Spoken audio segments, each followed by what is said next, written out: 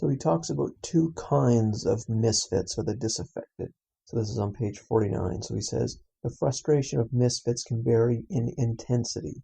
They are first the temporary misfits, people who have not found their place in life but still hope to find it.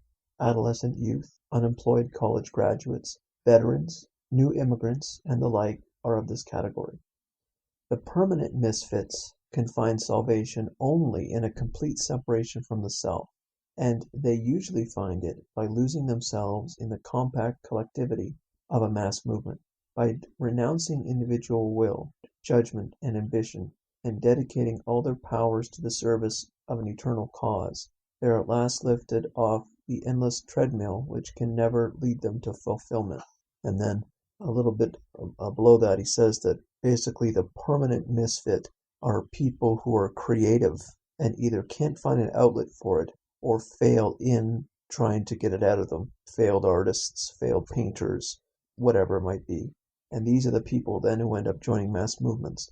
And I was thinking that Hitler was a failed artist, and there's probably other examples of vicious leaders being people who had people who were essentially disaffected. And if you knew the biographies of other people like that, like Mao or Stalin, etc., then that may end up being true in the case. But essentially what it is that people who have a great capacity for drive but have no purpose. And those are the people that end up joining mass movements, and those are the people who end up being very effective in those movements, whatever the ends of the movement are.